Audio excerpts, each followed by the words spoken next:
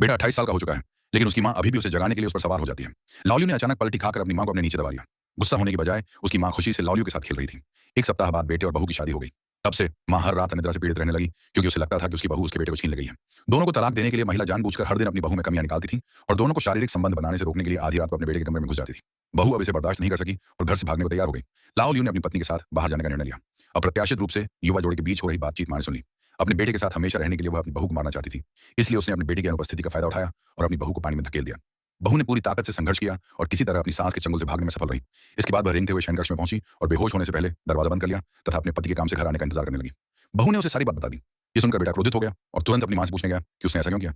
अप्रत्याशित रूप से मां ने कहा कि उसका बेटा इस जीवन में केवल उसका ही हो सकता है। इससे लाओलियो को गहरा सदमा लगा और वह इसे और बर्दाश्त नहीं कर सका, इसलिए वह रातों रात वहां से चले जाना चाहता था। लेकिन मां ने उसकी कलाई काटने की धमकी दी, इसलिए लाओलियो चाकू पकड़ने के लिए दौड़ा।